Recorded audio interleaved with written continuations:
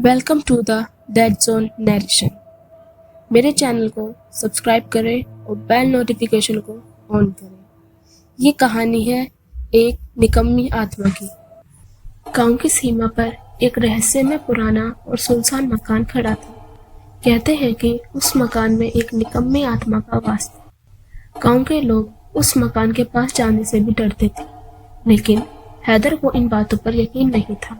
हैदर हमेशा गांव वालों का मजाक उड़ाता और कहता कि भूत प्रेत जैसी कोई चीज नहीं होती। रात का अंधेरा चारों ओर फैला हुआ था। मकान की टूटी फूटी दीवारें और छत से गिरती ईंटें सब कुछ डरावना था। हैदर ने जब मकान का दरवाजा खोला तो एक ठंडी हवा का झोंका उसके चेहरे पर पड़ा। मकान के अंदर बहुत अंधेरा था। उसने टॉर्च ऑन की और अंदर घुस गया। अचानक उसे किसी के हंसने की आवाज सुनाई दी। हैदर ने चारों ओर देखा पर वहां कोई नहीं था। उसने सोचा कि शायद ये उसका वहम है। हैदर और आगे बढ़ा। तभी उसे किसी के चिल्लाने की आवाज आई।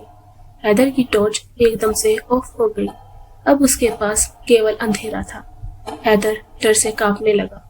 हैदर ने टॉर्च को फिर से ऑन करने की बहुत कोशिश की पर टॉर्च ऑन नहीं हुई। हैदर को अपने पीछे किसी की परछाई दिखाई दी। हैदर ने मुड़ के देखा तो एक डरावनी औरत काली साड़ी में लिपटी हवा में तैरती हुई उसके पास आ रही थी। हैदर की चीख निकल गई। हैदर ने वहां से भागने की कोशिश करी पर उसके पैर वहीं जम गए।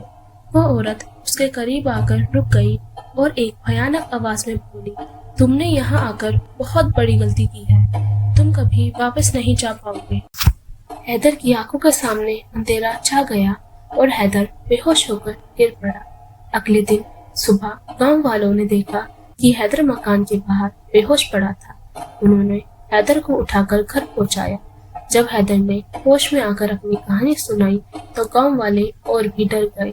कुछ दिन के बाद किसी ने भी मकान के पास जाने की हिम्मत नहीं की। हैदर को अब समझ आ चुका था कि कुछ चीजें सिर्फ कहानियों में नहीं होती बल्कि असलियत में भी हो सकती है।